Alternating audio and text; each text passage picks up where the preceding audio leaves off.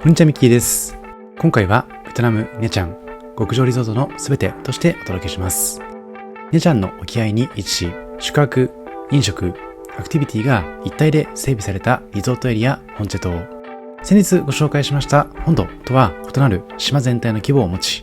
滞在に必要な機能がまとめて配置されています。今回の動画では本土との行き来に使う玄関口、ビンパールリゾートニャチャン、飲食、ショッピング、エンターテインメントをまとめて楽しめる施設群として機能しているビンパールハーバー、そして今回の宿泊先ビンパールラグジュアリーニャチャンの魅力をギュッと凝縮してお届け。ぜひ今回の動画を通してホンチェ島の魅力を感じていただければと思います。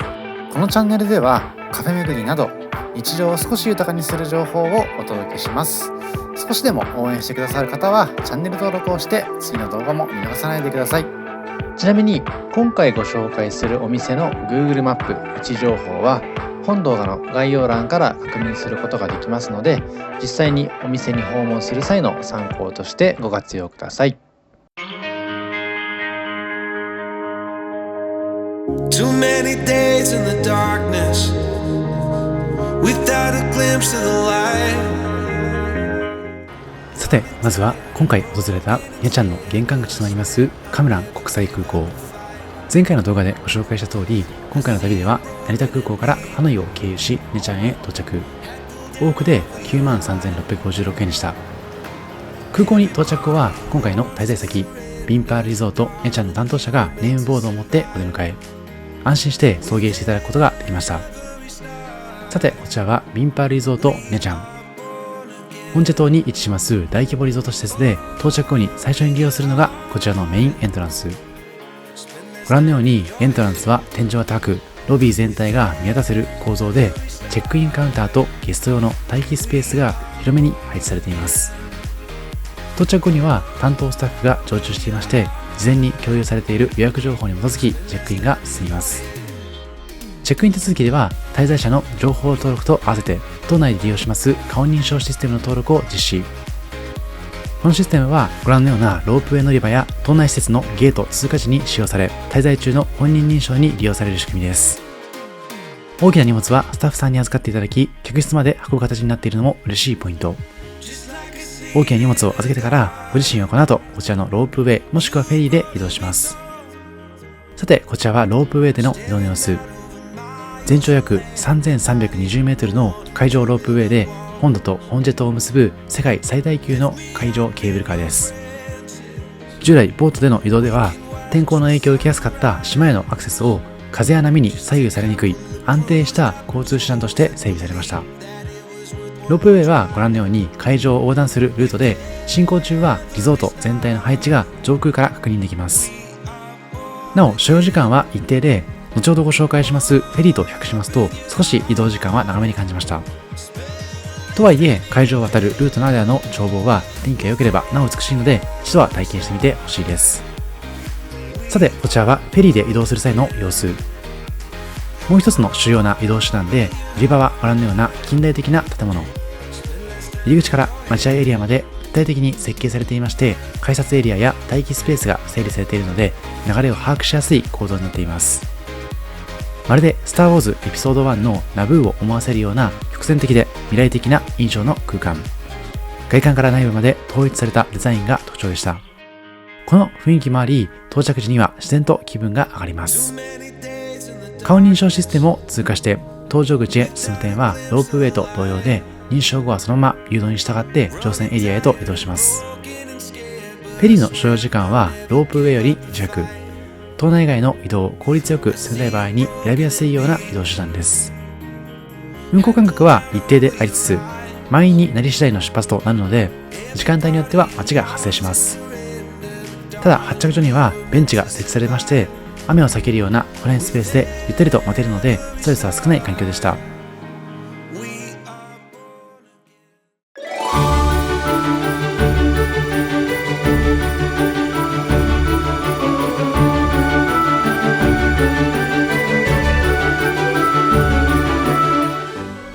さて、ここからはホンチェ島の様子をお届け。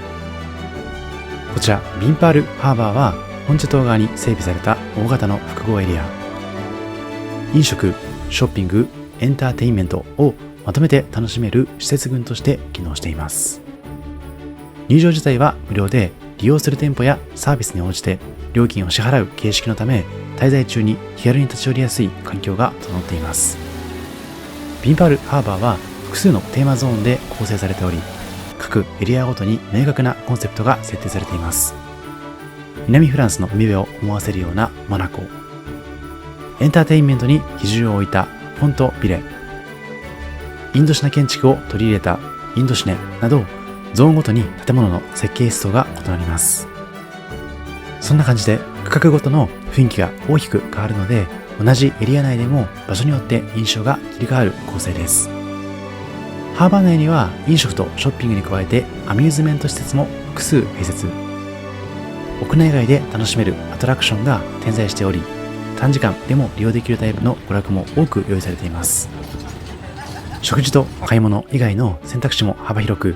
滞在中の過ごし方を目的に応じて切り替えやすい点も特徴的。各ゾーンが徒歩で移動できる距離に収まっているので、複数の体験を組み合わせて利用しやすいような構成になっています。飲食店はカフェ、レストラン、軽食店など幅広く、滞在中の時間帯に合わせて利用できる選択肢が多く揃っています。またショッピングエリアではお土産物店や雑貨、衣料品なども並び、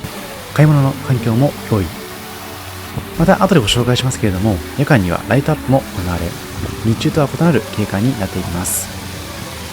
またイベントスペースではショーや特定日限定の催しが実施されることもありまして、夜の滞在でも利用しやすいような構成です。エリアの照明や音響が整備されているので、食事後や移動の合間にも立ち寄れる環境になっています。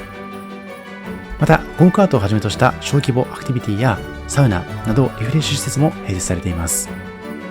またコンビニのような施設もありますので、滞在中に日用品を買い出すのにも便利です。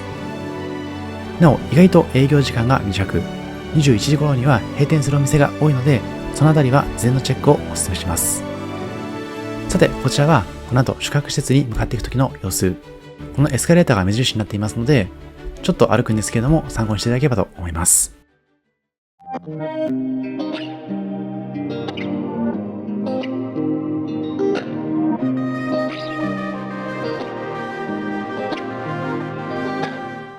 さてここからは今回宿泊したビンパールラグジュアリーネチャンの様子をお届け。ビンパールラグジュアリーネチャンは本チェ島の中でも独立した区画に位置していまして、到着後の移動では専用の送迎車が利用できます。ビンパールハーバーの停留所から顔認証を済ませますと、ラグジュアリー宿泊者向けにスタッフさんがカートを呼んでくれまして、少し待つとカートが買いに来てくれます。大きな荷物はビンパールリゾートネチャンで、すでにスタッフさんがビラまで直接運んでくれているため、移動中に荷物を持つ必要がありません。到着後はそのままご覧のような専用ラウンジのような空間に案内されます。手続き後はスタッフさんが同行して客室まで向かう流れになっていまして、滞在開始時点からの案内がスムーズなのも特徴的です。受付の時にはウェルカムドリンクで乾杯。なお今回の滞在中は客室までも入り口のラウンジから都度送迎してくれまして、まるで VIP のような体験が始まっていきます。後でも詳細ご紹介しますけれども、今回宿泊したのはビーチフロントビラ。3泊4日の2名で約13万2000円程度になっていました。そんなビンパールラグジュアリーネチャンはビラ群を前提とした構成で、敷地は海に沿って広く配置されています。エントランス、レセプション、スパ、レストラン、メインプール、ビーチといった主要施設は距離をとって配置されていまして、利用者の動線が干渉しないレイアウトにもなっています。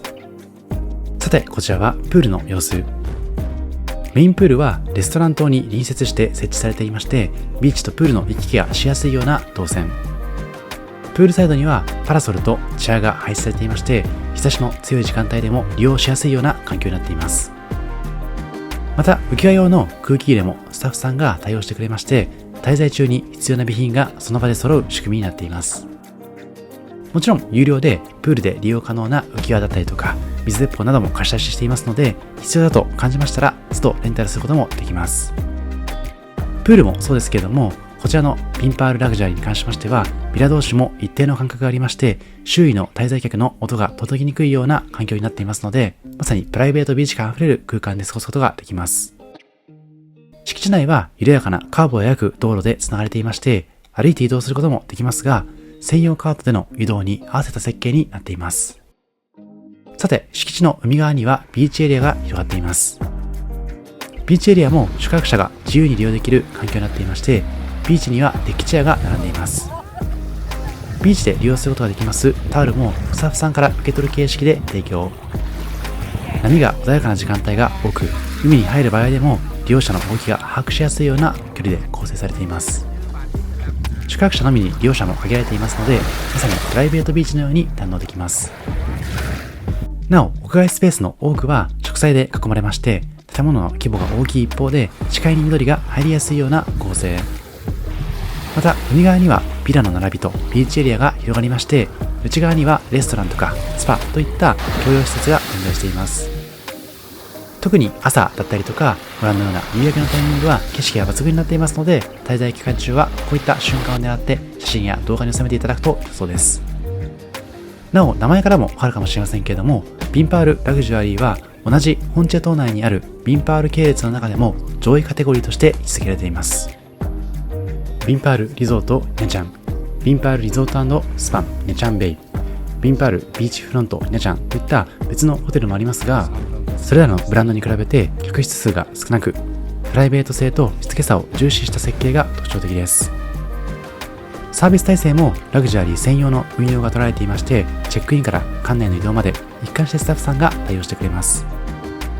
そんな背景もあり、利用者はゆったりと滞在するカップルや夫婦が中心。ファミリー層が多いリゾートとは客層が分かれています。さて、こちらはベイブバーといいます海沿いに位置します屋外バー。宿泊者が自由に利用できる施設です。営業時間は10時から22時と案内されているんですけども、実際の運用はシーズンや混雑状況によって変わりますので、フロントで聞くようにしてください。ご覧のようにサンセットの時間帯は海に向かって開けたロケーションを生かした景観が特徴的で、明るい時間帯と夜間でまた雰囲気も変わってきます。ドリンクはカクテルやモクテル、ビールやワイン、スピリッツなど幅広く南国フルーツを使ったジュースやシェイクをいただくことができます。また夜になりますと海沿いのライトアップが入りまして、歩道が明るく照らされるので移動しやすいような環境が確保されています。そんなビンパールラグジュアリーニャチャンはホンチェ島の中でも静けさとプライベート性を重視した隔離位置。全部で84の客室が立ち並ぶにもかかわらず、プライベート感あふれる静かな隠れ家です。少し高いんですけれども、とてもお勧めできるような滞在先です。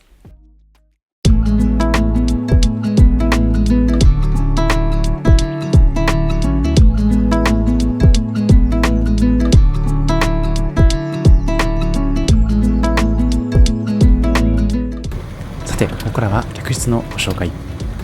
今回宿泊しましたのはビーチフロントビラ。ビンパールラグジュアリーニャチャンの中でも海沿いに配置されたカテゴリーで戸建て形式の客室です。ビラ同士が一定の間隔を保って並び、滞在中の視界に他の客室が入りにくい構造になっています。今回宿泊しましたのは3泊4日2名で2240万1000ベトナムドン、つまり約13万2000円のプランです。ビラの前方にはビーチへと続く動線がありまして、屋外スペースから海までの距離も近いです。ビーチフロントビラは玄関からリビング、ベッドルーム、バスルームへと続く一続きの間取りで構成されています。初日にはフルーツの盛り合わせが用意されていまして、早速いただくことができます。室内は大きな窓が多く、自然光が取り込みやすいような設計です。ご覧のようにベッドに備え付けの専用のタブレットを利用することで、カーテンの開け閉めや空調の調節などできるのも嬉しいです。天井も高めなので室内の開放感が確保されています。リビングにはソファーセットとテーブルが配置されていまして、滞在中に室内で過ごしやすいようにも整えられています。こんな形でタブレットで操作しますとカーテンが自動で開いていきまして、例えば朝の時間帯で枕元のタブレットを利用することですぐにこの景色を眺めることができます。室内にはテレビ、デスク、そしてミニバーが備わっていまして、冷蔵庫には水や飲料が補充される運用です。冷蔵庫の中は有料になっているんですけども、水に関しましてはフリーで毎日補充していただけますので、そこも嬉しいです。また水の補充と合わせてちょっとしたお菓子も毎日いただけるんですけども、少しずつ違うのも小さな喜びです。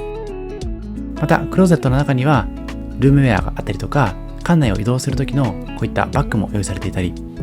あとはビーチサンダルと室内のスリッパも用意されていましたので、様々なシーンで使いたいものが全て揃っているような印象でした。また電源の位置はテーブルの周りと壁側にも複数ありまして、電子機器の充電がしやすいような構成です。さてこちらはバスルーム。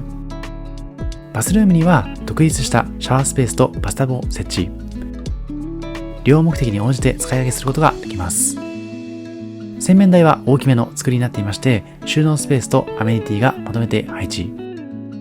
アメニティに関しましても基本的な衛生用品のほか、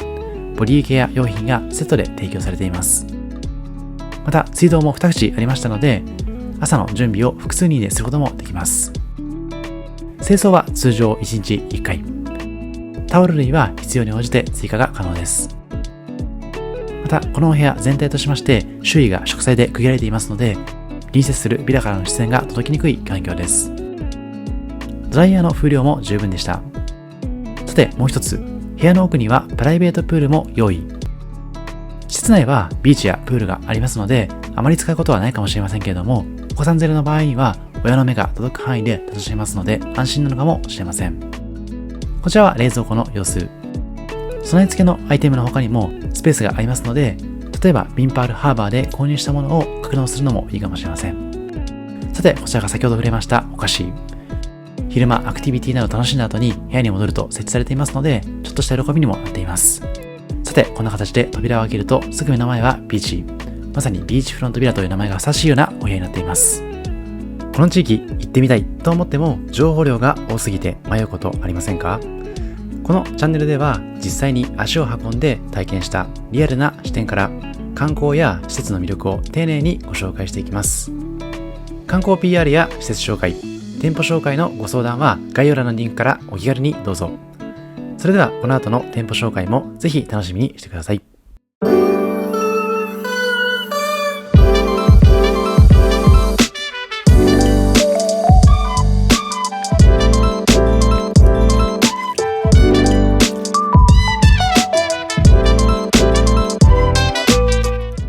さて、ここからはホンチェ島のグルメ情報をお届け。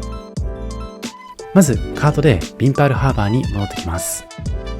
夜のビンパールハーバーは外区全体の照明が点灯し、日中とは異なる見え方になります。通路と建物の外観が均一に照らされ、ゾーンごとのテーマが視覚的に分かりやすくなる構成です。飲食店は夜まで営業していまして、夕食の時間帯でも混雑が分散し、比較的落ち着いた環境で利用することができます。テラス席のある店舗では歩道側にも照明が配置されまして、夜間でも視界が確保されているため移動がしやすい点が特徴的です。ハーバー内の広場では日によってショーやパフォーマンスが行われることもありまして、特定の日には一定の人も集まります。ご覧のように夜間の移動でも足元が確認しやすく、本土側との往来も問題なく行えますので、本土で予定がある場合も安心です。さてまず初日に訪れましたのはコムニャリン。ビンパールハーバー内に位置しますベトナム料理店です。施設内の飲食ゾーンに組み込まれていまして、ハーバー内での移動の中でも利用しやすいような位置にあります。店頭のメニューや店内のメニュー表は新付きで構成されていますので、料理名と価格も確認しやすいです。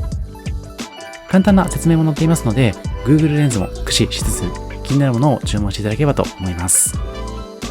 営業時間は11時から22時までと案内されていまして、昼食の時間帯から夜の食事まで幅広く利用できるような店舗です。店内もしくはテラスでいただくことができまして、テーブル席が中心。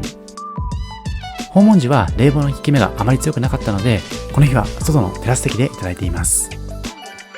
とはいえホンチェ島内含めてネチャンの天気は変わりやすいので、もしスコールなどに見舞われてしまった場合には屋内で楽しむこともできます。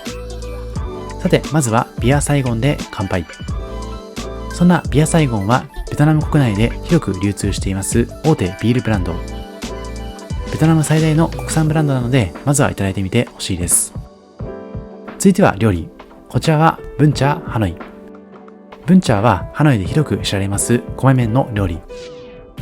炭火で焼いた豚肉と細い米麺を甘酸っぱい漬けだれに合わせて食べる構成です。お皿には焼き豚のほか野菜やハーブも添えられていました。そしてもう一つはトラディショナルプラッター。ネムハノイと言います揚げ春巻き。バインセオと言います薄焼き生地の料理。ネムヌオーンと言います焼いた豚つくね。ゴイクオーンと言います生春巻きの4種が盛り合わせとして提供されます。加えて米麺、ハーブ、細切り野菜、甘酸っぱいタレがセットになった構成です。タレが3種類ありまして、映像でも映しています通り、それぞれのベトナム料理と合わせていただくことができます。どのタレがどの料理におすすめかといった説明もスタッフさんからしていただくことができますので、説明を聞いていただいて、そのおすすめの味付けでいただいてみてほしいです。また、食後にはデザートをいただくこともできました。ドラゴンフルーツとスイカを締めで堪能しつつ、満足感の高いお店になっていました。続いては、タンスーンシーフードレストラン。こちらもビンパールハーバー内にあります海鮮料理店。こちらのお店では訪問後に自身で食材を選び、希望する調理方法で提供いただけるスタイルの店舗になっています。店内は大型の扇風機がありますので、エアコンはついてないんですけれども、比較的過ごしやすいような空間になっています。早速水槽でロブスターや貝類を確認しながら調理方法をスタッフに伝えて注文する流れ。注文時には重量の確認と価格の案内がありまして、内容を伝えた上で調理に進む形式でした。さて飲み物はタイガービアを注文。タイガービアはシンガポールで誕生しましたラガービール。現在はベトナム国内でも一般的に流通しています。ちなみにこちらの白い缶のタイガークリスタルはより軽い飲み口を特徴とした派生商品なので今回注文してみました。後ほど青い缶の方も紹介していきます。さてこちらはグリルドアーククラムス。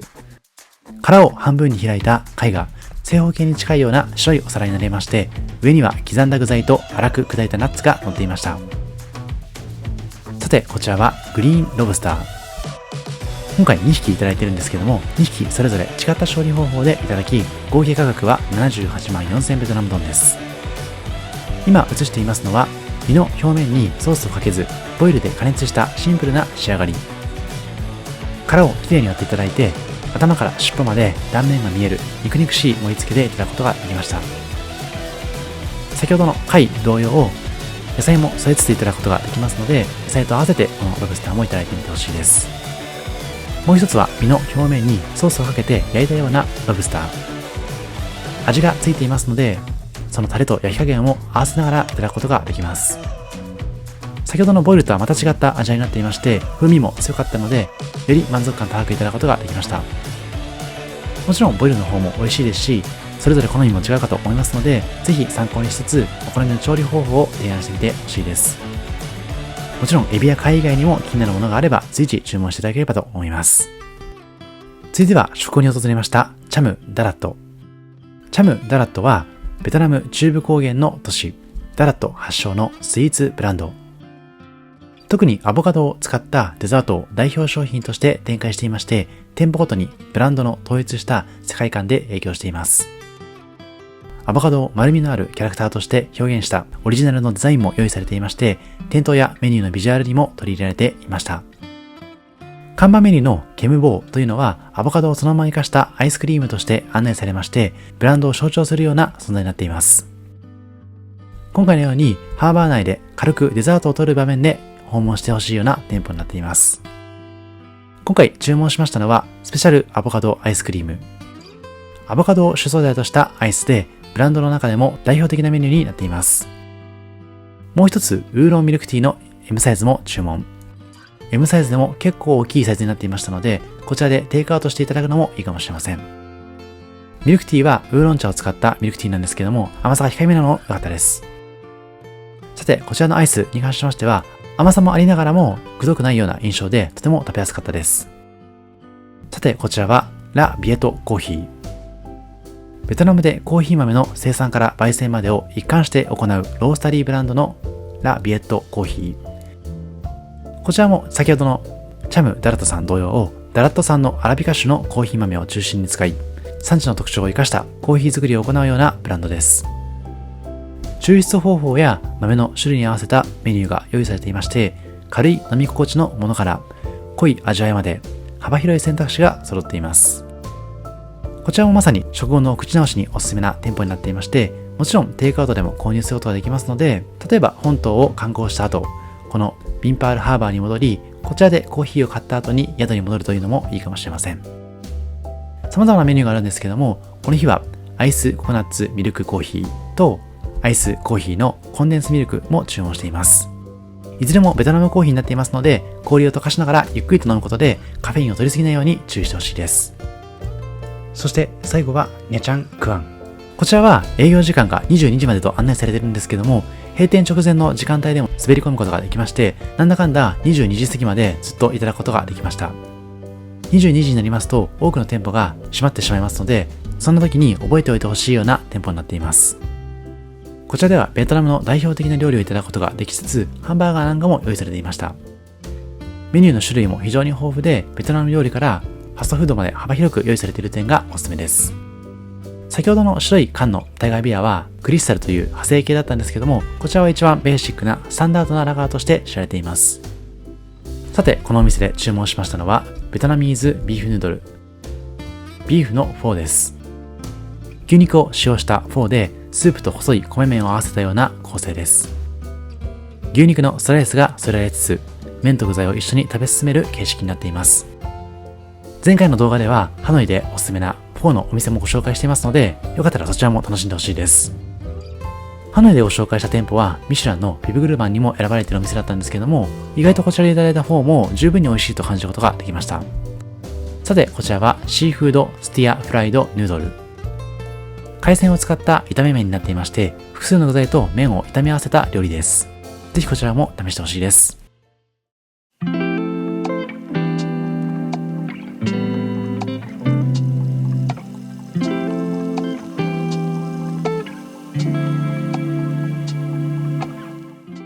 続いては今回の宿泊先、ビンパールラグジュアリーニャチャンの宿泊者に提供されますスパのご紹介。ビンパールラグジュアリーニャチャンの宿泊者には1泊につき1回のスパ利用が付帯しています。滞在中に受けられる特典として案内されていまして、スパの代わりに1回あたり30万ベトナムドンのクレジットを受け取ることも可能です。ただそのクレジットはおよそ2000円相当。せっかくなのでスパを受けることを個人的にはお勧めしています。スパの予約に関しましては、訪問の前にメールで受付することが可能。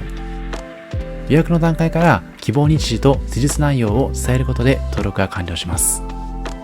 当日は事前のやり取りで決定した時刻に現地へ向かい、受付で名前を確認するような流れでした。スパの施術はこちらの海の音が聞こえます極上の空間で実施していただくことができますので、その体験自体もとても貴重です。施術内容は3つのコースから選ぶ形式。1つ目はフットマッサージで足全体の疲れを整える施術として案内されます。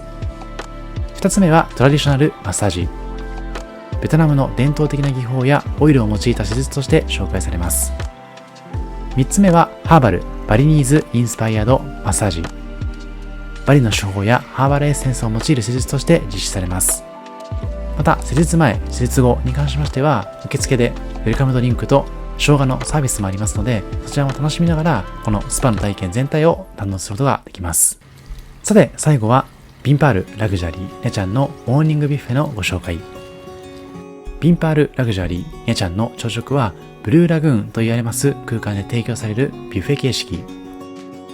施設全体の中央に位置する会場で広々とした空間の中、テラス席でも屋内でも楽しむことができます。屋内は空調が効いていまして、外はビーチからの風を感じることができるような空間。その日の気分に応じて楽しむことができます。まず最初に映していたのはエッグステーション。エッグステーションではゆで卵、片面焼き、両面焼き、エッグベネディクト、スクランブルエッグ、オムレツの6種類が案内されまして、調理内容を選んで注文するような仕組み。ぜひメニュー表を確認しつつスタッフさんに注文してみてほしいです。こちらではエッグステーション、ホットミール、ベトナム料理、サラダ、チーズ、果物、ドリンクなどがセクションごとにまとめられていまして、利用者が必要なものを取りやすいようなレイアウトになっています。またこちらに映していますのはご自身でビビンバを作ることができるようなコーナー。続いて映しているのは冷菜のコーナー。ハム、サラミ、蒸し鶏、魚介のマリネ、野菜のピクルス、加えて複数のオリーブやチーズなどが提供されていまして、お好みでいただくことができます。またこちらはサラダセクション。様々な野菜が提供されつつ、コーンや豆類、ロースト野菜なども提供。また様々なドレッシングやトッピングもありますので、味変をしながらお好みの味わいを楽しんでほしいです。こちらはプリンなどが提供されているコーナー。プリンも複数種類用意されていまして、ジャムをつけつつ味変することができます。こちらはデザート、フルーツのコーナー。スイカやドラゴンフルーツ、パッションフルーツ、メロン、マンゴーなどが整列していまして、冷やされた状態で提供されていました。続いてはチャオと言いますお粥のステーション。様々なトッピングメニューを選んでいただき、ご自身のお好みのお粥をいただくことができます。このチャオ自体もベトナムの料理なので、その雰囲気も味わってほしいです。さて、こちらはウェルカムドリンク、そしてジュースのコーナー。朝からスッキリといただくことができるような、そんな工夫もされています。こちらはパンのコーナーです。クロワッサン、バゲット、お惣菜パン、ドーナツ、デニッシュなど複数種類が並んでいます。またこちらはお好みのバインミーを作ることができるような専用の台。パンや具材が様々並んでいまして、利用者のお好みの組み合わせを選べるような形式でした。バインミーは野菜、ハーブ、肉類、調味料を自分で挟みつつ、この形の小ぶりなサイズでいただくことができますので、他のビュッフェをいただいた後にでも味わえる、そんなサイズになっています。またこちらはコーヒー系のドリンク、カフェラテとベトナムコーヒーをいただいています。コーヒー系のメニューに関しましては、スタッフさんが個別にオーダーを取ってくれますので、席で注文するようなスタイルです。